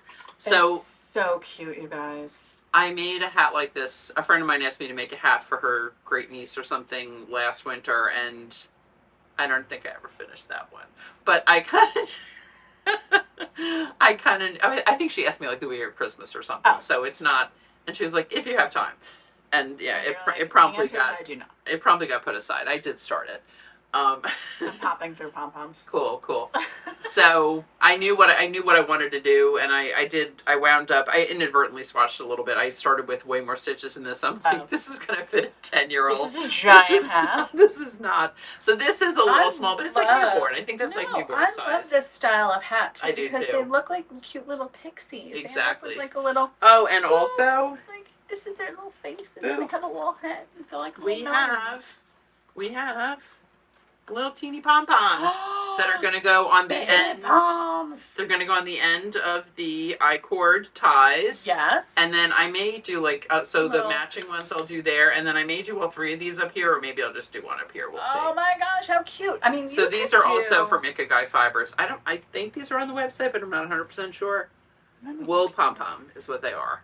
So, and they have how many are in there? 5. 5. You could do 2 on each end of the pom pom, and then 1 on the top. Yeah. Because like the 2 could look really cute. Yeah. Or one by the neck and one by the back. Yeah, whatever. you could do like 1 here, 1 here, 1 here. So, oh my god, that's gonna be so cute. So it really, if I had remembered before about 2 a.m. last night that I hadn't finished the second tie, it would be a finished object. But it'll be a finished object next time. And it'll be a store sample for the Ikigai. That kind of hat in my size, I would wear. Yeah. Oh, not the ties, maybe. Oh, I mean, maybe the ties. I have a neon bonnet in my queue that I really, really. That'd be so cute and Corey worsted. Oh my god. Oh my gosh. This is why. This is our problem. I'll tell you, one of my favorite baby hats to make. I'm going to pull it up. Is it's one of those where it fits a little bit. It's similar style, very similar style. Fits little peanuts, and it like I gave one to a friend of mine, and all 3 of her kids wore it, and all 3 of her kids wore them until they were like 4. Because it stretches. Yeah, that's what I figured with this, that it would stretch. It's I'm looking it up. You continue to talk while I pull it up. So this. I have made my notes on what I did, which I didn't do the first time I made it for my friend. Nice. So I will do it as a little pattern. You should absolutely do it as a little pattern. I will. Yeah. That's because I like it carried along with that. I think it's just one of those things. And you absolutely could do it without a carry along too. But yeah, you could do it. You could do it in anything. Yeah. But like the carry along is. I was gonna get my phone to check on what pattern is in my queue, but I think it is something it's called like neon bonnet or something. But it's definitely for adults, and it's so cute. The Stella Pixie Hat by Kristen Rengren. Oh yeah. It is. Oh, that is so cute. So it's similar style, yep. very very similar shape, very similar style, but it's got ribbing in the back, and then welts of stockinette and reverse stockinette, so it's super stretchy. And it was published in Vintage Baby Knits, but it may still be available. It's such a cute pattern, and it's really easy to size up and down. It fits a long range of sizes, but it's the same genre as that kind of thing. But I like the just that kind of on classic bonnet it's a look. Classic bonnet. Yeah, and I just did a little garter for the front and the bottom edge, and yeah, it's fun. I'll tell you. It's fun. Again, do like an I-cord pickup, I would do an I-cord edge along the bottom. Yeah, I thought about it, but I was just trying to be really... You're like, let's go simple. Yep, super simple. I hear you. But my biggest thing that Yes. I'm kind of in Dreamweaver land at the moment, but You aside from that, dun, dun, dun, Yes. I have been swatching for my academic vest, and I forget, did I talk about this at all last time? Do you remember? I don't remember. Because also you've seen it in class. I've too, seen it in so class. we've been in I've class a definitely couple had of times. conversations with you about it, but I don't remember if we've had conversations. That's right. That's right. So, I think I had my colors together last time. I think you kind did of think too. that was, and of course I've already changed some of them, but, Of course. but, Because you were messing around on Stitch Fiddle. that's right. That's right. So, I've become such a fan of Stitch Fiddle. This is my current chart, which I don't really want to show because it is a Pretty. fake pattern. It's very pretty.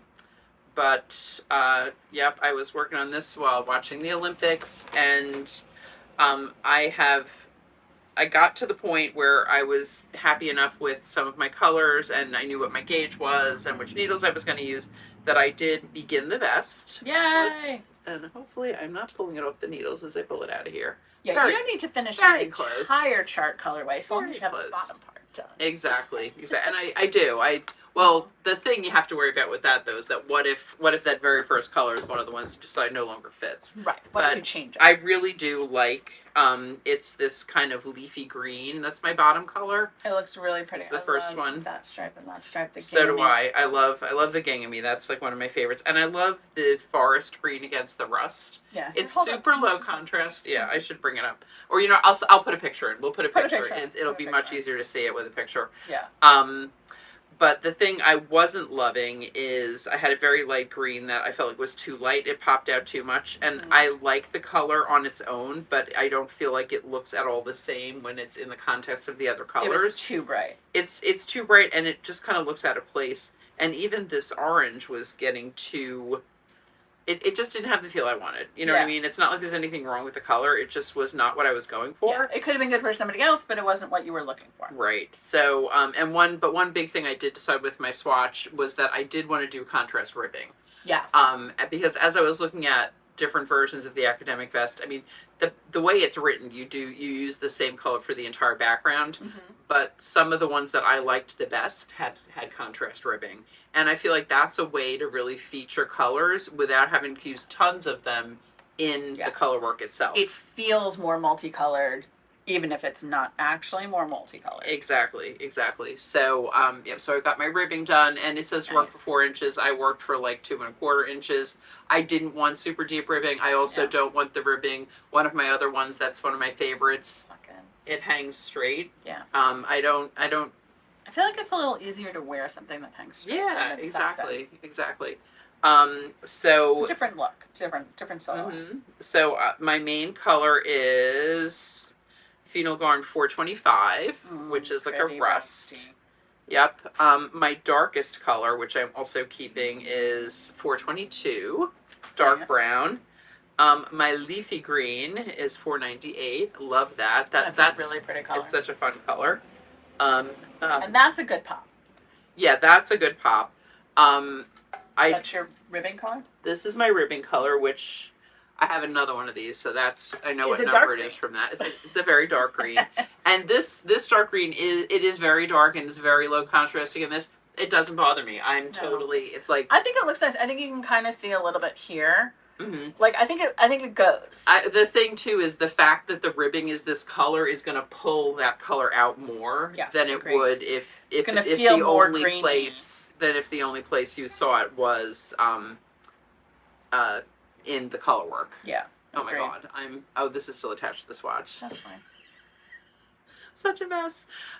So the new colors I am introducing are this bronze heather 4125, That's which nice. this is the only heather. I'm thinking about replacing the orange with this. Okay. I do like the orange on this swatch. I like it again. It's too But prominent. if it's not, I really, like, you want something I less. really want low contrast. I feel like that's I think the that'll vibe be I low want. contrast, and that's a really pretty color too. Yeah, isn't that pretty? The dark, it's like a darker heather. I think they'll be really pretty Yes, together. I think that looks really nice. But this is what I'm doing, where I'm now working on the vest and swatching simultaneously. Well, that's being a lunatic. That's the Tin Can Knits approach, where it's like swatch on the needles for color work, and they advocate this in you can see it on their blogs and stuff, and also in their Dog Star. No, Strange Brew, where it's like, all right, if you're messing around a little bit, like just go back and forth over 10 stitches. Yeah. And you can take it out, but you can swatch it on the needles and see how it looks, which is really. Partly, I wanted to have it in this bit, like in the context of the bigger swatch too, because this is the entire thing is color work. Yeah. For a yoke, I would totally do that, and I have done that. But I feel like with this, so now, and this is my new lightest color. This is going to replace this really acidy green, the gold. I like it. But I think that's going to be really pretty. I think so. Very Kathleen color. Very Kathleen. So interestingly though, the only rust, the only thing in the orange family is this now, and I'm gonna have 2 greens and 2 golds and the brown. I think that's still gonna be a nice balance. I think, But the rust is the background. Exactly. And that's why I think it's still gonna read as that like orangey with pops. Yeah. No, I'm fingers crossed. I like it. I mean, I love that rust and that brown together are so like that's a really beautiful brown. Yeah, isn't that pretty? It really is. It really is. Yeah. So thank you. I'm excited about it. If I am just swatching flat with this because I didn't feel like doing the thing with the long floats in the back. I probably should have, because it does take me a long time to do color work on the backs, on the purl side. Me too. But anyway. But sometimes it's like you're swatching for color. You're not swatching for stitch. Exactly. Right? But still, it's hard not to. I'm still, I mean, you have a I big can enough only be swatch. so You could join in the round and do it magic loop style, and then you just have like a little tube, but you don't get the full picture. You don't get the full picture. Yeah. You don't get the full picture, but like you could I don't know. still do it. I don't need to go that much further, so I'm just gonna keep going a little bit, and I do think I should finish my swatch though before I really start on this, because if I decide now the green is too bright. Then you're like, that's the first line. That's the first one. So, I mean, the other thing I could do is skip the green and just go back into that green. But I don't think I want to do that. I think it's going to be. I think it's going to be good, because I love the ginghamy part too. The ginghamy part, I really do. Yeah, it really is. It's so fun. Thank you. All right, I like it. welcome. So yeah, and Nice. I found, it's funny. I was like, this has been a hard project to find a project bag for, because I've got all these tiny little things. I want to see them, all of that. So I came across this the other day. Well, as we're cleaning up everything, this was actually out on the porch. I don't even know why. It was out That's on as far as it got. covered back porch, with a whole bunch of stuff. So a lot of it got thrown away. This got washed, leather handle and all, but it was just like, it needed it, So what are you gonna do? What are you gonna do? It's fine. But this is the perfect shape bag for this, because it's like not too tall, not too short. And you can just shove the vest itself on top of it. Exactly. Right? Yep. Especially as you work down the yarns. Yep. Cool. Yeah. So that is my big whip. That's a big whip. That's going to be your Rhinebeck whip. It's going to be my Scotland whip. So it was so fun though when I was talking to my friend Elaine the other day. Mm-hmm. She's like, "Yeah, there's this island where they do a lot of color work knitting." I said, "Fair Isle." Is it called Fair Isle? And she said, "Yeah, I really want to learn how to do that." I said, "You mean like this?" And I helped. It was so funny. You're like, haha. She's like, "I am from Scotland, but you know more about Scotland than I do." I said, "No, I more about Fair Isle." I maybe the knitting of Scotland. Yes. Maybe the knitting history. Scotland through the lens of a knitting. Yeah.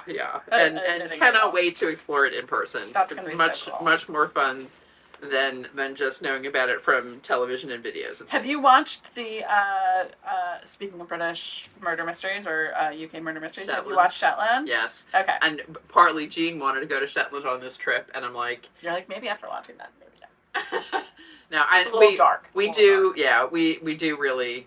we would like to go there, but this is already more than a 2-week trip, Yeah. so we need to. We'll do another trip. We need to edit. We need to edit. Yeah.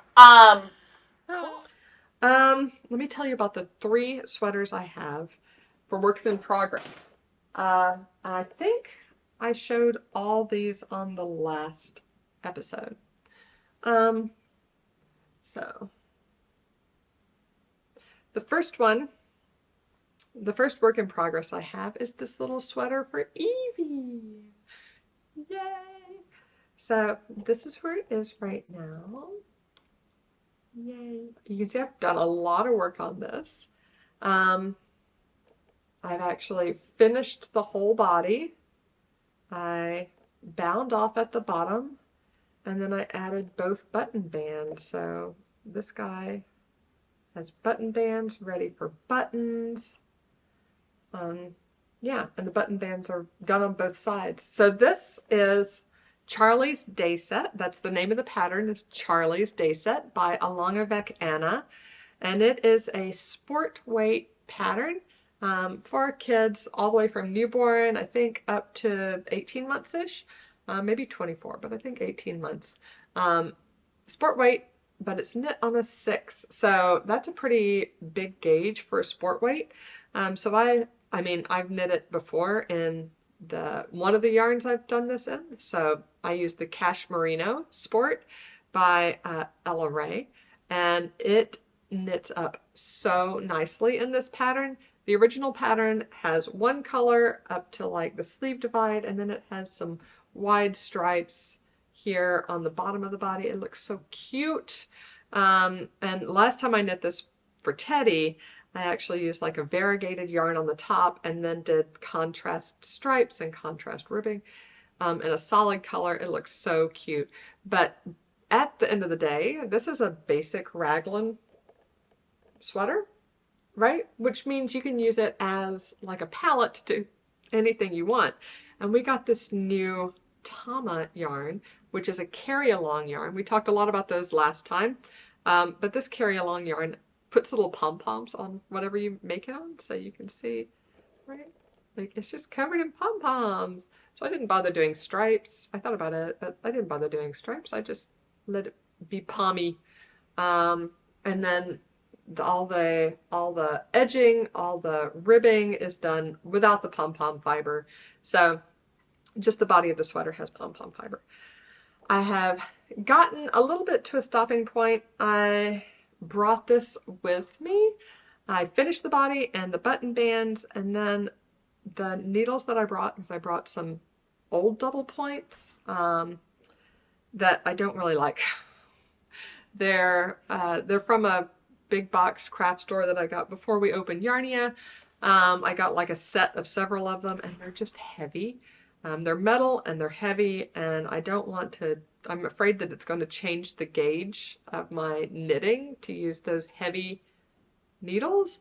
And so we're actually going on a trip to a little nearby island. We're going to see some waterfalls, go to the island, which has a bunch of like farms and a lot of cideries, like they make cider.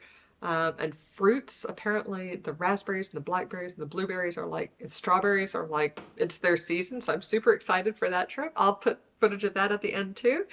But yeah, on the way, we're going to stop at a little yarn store. And I'll put a little video of that in and pick up some needles, size 6 DPNs, so I can finish up this sweater. Yay. So that is my progress on Charlie's Day Set. Let me show you real quick. I'm so proud of myself. Remember, we talked about plans for travel knitting. One of mine is I always bring a project that I need to work on. Because, well, first of all, I have more brain space on a trip. So sometimes you have that project that you like need a little extra brain space. That's good. And also I usually have someone to keep me company on a trip. So if there's something that's a little tedious, I can just work on it while someone keeps me company. And so that's what I did with Chad's sweater. Yay, I've already finished the back. This is the back. This is his Rhinebeck sweater. And I am making, see, I don't have Jen and Kathleen here with me. This is Denali by Nora Gone. Kathleen and Jen always remember the name of this. Denali by Nora Gone. It's a men's sweater with these cables on the front and the back, and then stockinette sleeves. So I finished the back earlier this summer, and now I'm working on the front. Yay! And I have finished so much on this trip. Look at this. I'm almost to the sleeve divide. I'm like 14 rows from the sleeve divide. I've finished half of this length on this trip, which is great. I just sort of like gave myself a,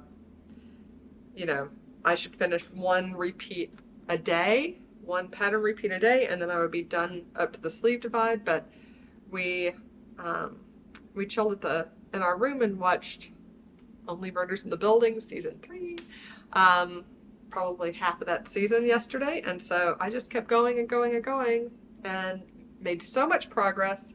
So I think I'm going to get to the sleeve decreases today, which is great, and then it's shorter from here. Not a lot. I mean, you still do the cables for quite a ways. The end is in sight. I'm hopeful. I really want to finish this by the end of August, for sure. So this one is becoming a bit of a slog, but any Nora Gone, heavily patterned, heavily cabled sweater probably is. This is not my first rodeo with Nora Gone cables, and this one is actually really easy to memorize. I don't look at the pattern at all anymore, which makes it also good travel knitting. I don't have to refer to the pattern a ton. But my last one I am loving so much, and I don't want to put it down. So let me show you my last one.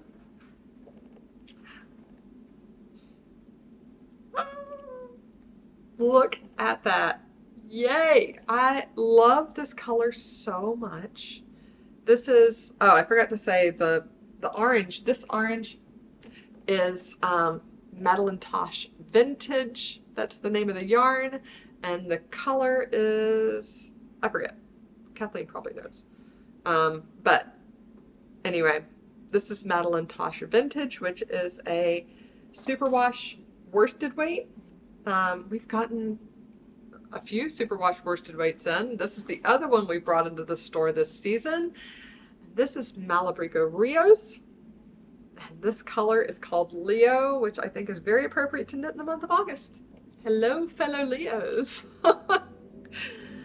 So I am actually knitting the Flax sweater by Tin Can Knits, which is again, just a blank palette of a sweater. It's a raglan all the way from, it's a pullover all the way from newborn to like double or triple XL men's. So plenty of, don't lose stitches, that would be bad. Plenty of blank space to do whatever you want. And I had to brainstorm after seeing this color, which I'm really in love with. I love it so much, to take the cable from Chad's sweater and put it on the sleeve. Ta-da! So that's what I'm doing. So that's going to be one of my Rhinebeck sweaters. It's just this sweater that's going to show off this beautiful blue color with a matching cable to Chad's down the sleeve, which is so easy. I love it so much. It didn't really require that much math. You can see up here at the top how I started between the raglans, and I did shift one stitch from the raglans onto the front and the back of the body, one stitch from each sleeve to the body, because this cable requires an odd number of stitches and there were an even number of stitches on the sleeve, and so rather than it be one stitch off center, I just moved that stitch to another part of the sweater, and now we have a symmetrical cable on each sleeve. This sweater, and now I'm past the sleeve divide, so it literally is just zoom, zoom, zoom, zoom, zoom, stockinette, no problem. I've been putting this in my little dumpling bag, my little, what do you call it? Anyway, the pink fuzzy Attenti bag, backpack that I got, which has been my shoulder bag for this whole trip. I can just pop this in there, and when we are sitting at a restaurant and waiting for something or whatever, I can just pull it out and knit stockinette and chit-chat and whatever, and it magically length appears. I love a plain stockinette sweater. It's so relaxing. So I'm really enjoying this one. I'm hopeful that I can finish the body of both of these sweaters by the end of August and just have sleeves to do at the beginning of September, because then I'll have cable sleeves here and stockinette sleeves on Chad's sweater, and that'll be great, and I'll be on good track to actually get sweaters done in a timely way for Rhinebeck, which I'm so excited for. Yeah. But that's all I have to share with you today from Quebec, and now back to Jen and Kathleen. So any more whips? No, that's all I brought. Should we talk about what's new in store? Because we should. We have some fun stuff that's new in store. Yeah. What you see here, yes, our little plate of Skipper, which is Kelborn Woolens Skipper. It's 100% tanguous. Tanguy, I think. Tanguy. That's how I would say it. I Cotton. don't know if that's... I'm a terrible pronunciator. Because it's like when it's the old thing where it's like if you learn it by reading, like you're never gonna say it. Right. Crusties. That's me. That's one. I was in elementary school, and we had to go around. Everyone was reading, and it was something about railroads, and somebody started the crusties. Crusties, and you're like, what are crusties? Oh, cross ties. Cross ties. Close enough. Yeah. I mean, who knows? Exactly. And right? English is a weird language. Well, that's pause here and go look up the Saturday Night Live Celebrity Jeopardy, where the category is therapists, and see how Norm Macdonald's Burt Reynolds. No, I'm sorry. The Sean Connery parody pronounces it. Like, I'm not going to say it here, but it's hilarious, and you're like, oh my god, that's so funny. Yeah. That's always what I think of. Anyway, Kelborn Woolens Skipper is super cute. It is, I was just looking at the yardage, jeez Louise, 137 yards, $8.50 a ball. And super good price. A sport weight, but I think you could probably do, like, sport to maybe light DK. Like, it's got a little bit, I was looking at it, researching, for the piece in the newsletter, and it does have some flexibility on gauge because it's super soft but super strong, so it doesn't really pill that much, which, if you know, cotton is a rarity. And it, like, I'm sorry, the colors are gorgeous. Yeah, they're really nice. It's a 16 color palette, and we do still have stock on all of them. We do, and we have had the trunk show for a little bit, so if you are watching this on Saturday, it's the last day of the trunk show. It is. So if you're a local, you can come in and check out the garments. But we still have the yarn regardless, even if the garments have gone back. So this is their Skipper collection of garments that they did. And this one is Piper by Courtney Kelly and Kelborn Woolens Aegean. Between 6 to 8 skeins. It's a ribbed garter top, super easy to wear. It's really cute. It's really cute. Like, and I really love the feel of this. Like, it's a nice weight. It's one of those things. I feel like the yarn looks nice in the ball, but sometimes until you see something like the garments, you don't realize quite how nice it's going to be in a garment. Look how pretty this is. Yeah, this one is Cordelia by Kate Osborne. I love that as a tee. It's just like a slightly stylized tee. Super, super cute. Easy to knit, easy to wear. I love the, like, 3/4 inch ribbing. Like, not too much ribbing. It just, that really modernizes it, I feel like. The color, too. And the color, and really the nice shoulder detail to make it fit nicely. Yeah. Yeah. Just really cute. And, like, a really nice, like, just a little line of detail right at the end. Really they have beautiful designs. So these are 2 items. You want to hand? Let's put these guys back, and then I'll grab those. I know, go my back and forth. These got moved. I mean, Kelborn Woolens always has great colorways. They always have such a beautiful palette. They always have great neutrals, some great pops. Soft. This one is Catch by Kate Osborne in ash with a cute little triangle pattern. Just nice, easy breezy tops. Yeah. Perfect Love for those. summer. You know, Transitional weather. depending on where you Oh. live, it could be good for more of the year than it would be around here. I love this top too. And this one is Catalina by Courtney Kelly. This is so cute. It's got 3 buttons. I love the green. And yeah, you could either do them as a pop like she did here, Or blend. or make them more matching. They have such good color sense. Yep. And that's in the sulfur yellow. Yes, exactly. This is sulfur. Yeah. It's diagonal garter rib. It's really cute. It's really cute. just gives it a nice little something. I love that. Yeah. So I think they did a great job with this collection. I love that mint and I love Aegean. Shocker, I love the teal. Whoops. Oh. Oh, Oh. Sorry. oops. Here, hand it. I was gonna say I'll hang it in the middle. Okay. I'll hang it down there. So that's our new one store, guys. Yeah. Super cute. I really like it. I also feel like this is the kind of cotton where it's a little early to talk about gift knits for holidays and stuff, but one of my favorite kind of gift knits is to get fancy soap. Mm-hmm. Like Dolly Moo, if you're in town, Dolly Moo has great soaps. Mm-hmm. And just make a little washcloth in like a lacy pattern or whatever. And I feel or this even would be garter, perfect. Or even garter, even garter, right? just something. Because a handmade washcloth is such a nice indulgent gift and easy. And then you can just like fold the washcloth, put the soap on top, and tie a little ribbon around it, and it's a nice, sweet little hostess gift. Or easy. Something. Yes, like it's a good hostess gift. It's a good teacher gift. Yes. Where it's not a mug. Mm-hmm. Yep. And it's something that you'll use up, or they can pass on as a hostess gift. Yes. I'm like, feel free to regift my gifts, teachers. I don't. It's the thought. Mm-hmm. But I feel like this is the perfect yarn for that. Yes. I also like the colors are so sophisticated. Yeah, they are. Really nice palette. Definitely. Yeah, so check that out. Check that out. And actually, if we're low on a color that you'd want, just email us, let us know, because we order from Kelburn all the time. And we love them. They're local-ish. They're Philly area. Yep, definitely. Yeah. Gritty. All right. So the other thing we haven't talked about yet is our question. Yes. What was last week's? Our question last episode was, what should we do as our next live after Amanda had such a successful series with her sock series, which people really loved. Good suggestions. They did.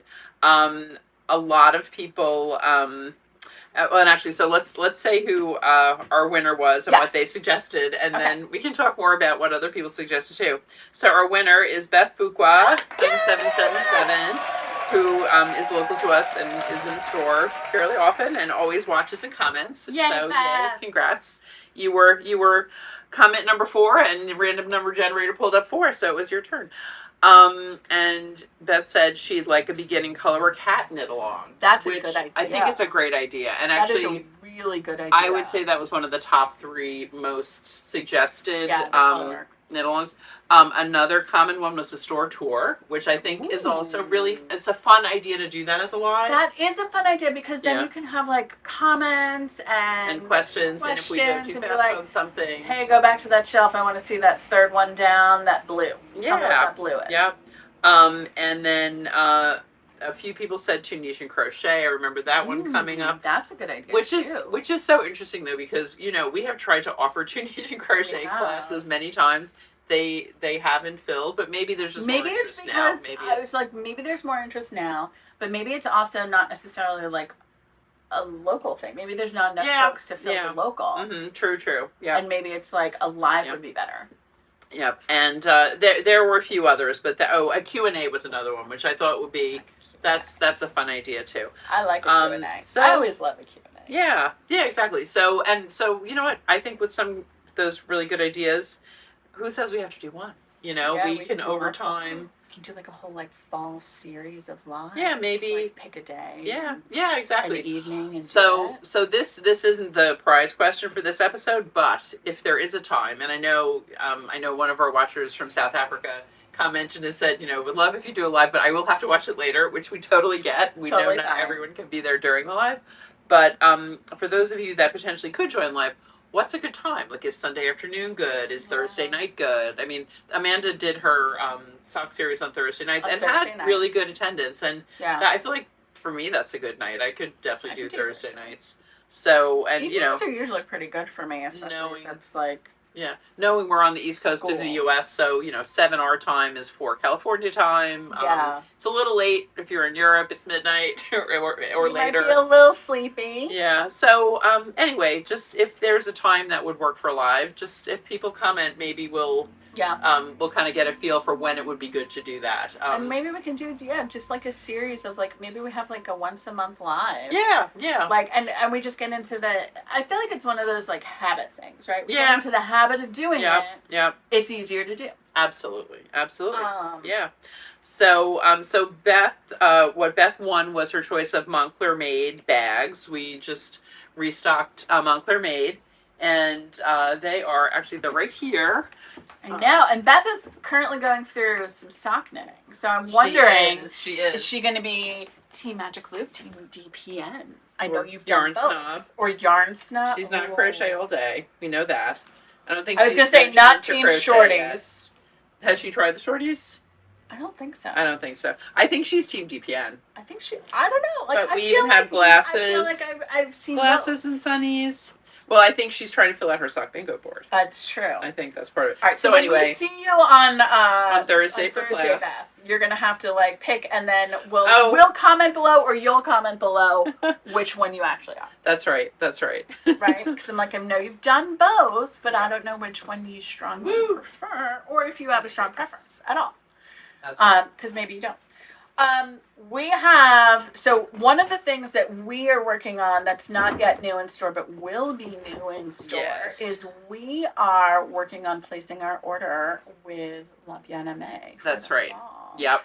And we're kind of mixing things up with colors. Yes. So, so our question this week is, because what we're trying to do is make more color groupings that work well together, both in super sock and cashmerino. Yeah. We have a lot of shawl knitters. We've got, Stephen West always does his big knit along in October. See, there I go, forgetting names again. I don't know. Curious Handmade. Curious Handmade. We'll just go What's with her real name? I have no idea. Curious Handmade. Her real name is Helen Stewart. Helen Stewart. I'm telling you, I'm like, my synapses. Well, also, I was up till 3 a.m. last night. You were up late. There is a little bit more. There's not enough coffee in the world to mitigate that. And it's hot out. Yeah. Helen Stewart does, knit-alongs where she routinely calls for 4 colors that work together and things like that. Like Amanda's, was it 4-bird shawl? No, 24 birds. 24-bird shawl. Mm-hmm. That's close. And Miss May. And Miss May. So we want to have more groupings that work well together. That's our goal. So our question this time is, what color would you add to our selection, either of LBA Super Sock or La Bien-Aimée Cashmerino? Because we have people that like to use both of those as options for shawls and things. Yeah. So and it's it's hard for us to know because we know what colors we like. Yeah, and we really do try to look at it more broadly too. Yeah, but also, things that are going to fit and be interesting. If you look at our collection of cashmerino and you say, oh gee, I would really use that, but you don't have X. What's X? No, it's like I'm missing Solve for X. Solve for X. I'm missing that purple pop, or I would love a neon, or what, or even honestly, just look at our colors and tell us what your favorites are. Mm-hmm. Like that's always if you don't know, if you can't but it's even more helpful to know, like, what do you think we're missing? What do you like how we're farming out our job to you? Well, no, it's not really. It's market research. I feel like it's market research, and it's also like I want to know what people, because I know what I like together. Yeah, exactly, but not. And if you want to say that too, it's like that. All right, so that's a way. If you want to say of what we already have, what you would use together, that's really helpful. Yeah, because put together a pairing. Because maybe there's something that I think is not going to be that popular, but if 5 people are like, oh well, I love those together. Right, I would pair this with this. Then we know. Oh well, maybe even though we have 5 of that, we should get more of that. Yeah. Yeah. So anyway, what will you get if you are the winner of the random drawing? If you are the winner, you will get your choice of either a skein of Super Sock or Cashmerino. Wow, that's a great prize. That's a good prize. An LBA giveaway is always very coveted. So, Yeah.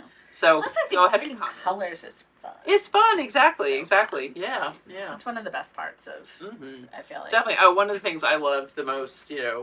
putting together Well, when the we colors. put together the kits for the pillows, for the Yes. Dreamweaver pillow, it's like I could do this all day. You know? Right. It's fun to play with the colors, man. It's like crayons. Well, you know what? It was like when Amy came here Mm-hmm. and a lot of the personal shopping Yes. that she did, she put together pairings that we were like, oh my God, yes. Yeah, yeah. But it just wouldn't, like some things just don't occur to you Mm-hmm. until Exactly. somebody else says, try this. Or things for people. Somebody Yeah. saying, oh well, I don't usually wear that color, and she'd hold it up and be like, this would look fabulous on you, and the person would be like, you know what? I think you're right.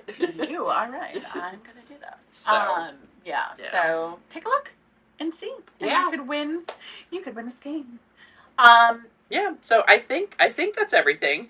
Yeah. I think just the two of us. I was like, it's not gonna be that long. Yeah, we'll be an hour. No, who knows? Who knows? We do. We could as go we on do. forever. But in the meantime, thank you for joining us. Mm-hmm. Please do like and subscribe. Actually, Yes. it's funny. I've started looking at our statistics more of the likes, and we don't get that many likes. I mean, we don't get that many dislikes, which is good. But I guess why is somebody going to watch our podcast and do a dislike? Well, it's one of those things where I always forget, or when watching other podcasts, I'm like, I remember to subscribe. Yes. Right. So I can get the notifications, but I forget to like. Yeah, and liking, it's one of those little things that you can do for small business that helps them. Yeah, so, absolutely. If you can. Yeah. And don't forget to follow us on Instagram or Shop Yarnia. If you don't Sign already. up for the newsletter. Yeah. If you haven't already. You can go to our website, shopyarnia.com. And it's at the bottom of any page. Yeah. And we'll keep And you you can posted. sign up We're right going there. to start getting a lot of stuff coming in for fall. Yes. August is actually like a pretty big month of prep. Deliveries and things. Deliveries and Actually, things. it probably won't be in here, but FedEx came with 2 boxes. So. Yeah. So we already got some stuff. This, now that we're in August, it's definitely all the fall stuff being delivered. Things we ordered months ago that are starting to show up. So we'll have a lot new in store coming up. Yeah. So, in the meantime, thanks for watching, so guys. much. Have a great day. Next time. See you soon. Bye. Bye.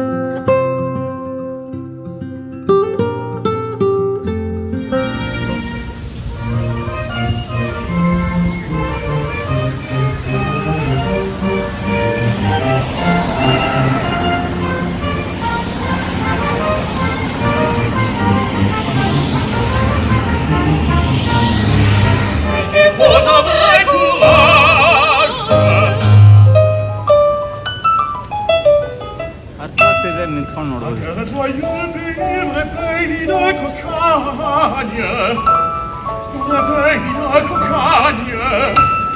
S'il est à Paris, Loite-en-Bretagne, Loite-en-Bretagne. Chaque route conduit vers une fondrière, et les chemins poursuit pour cacher le tourbillard. Tout de garde, fois, dans ce désert breton, j'ai failli rester sous la neige. Et moi, à la simplicité du ton, le chanteur Merlin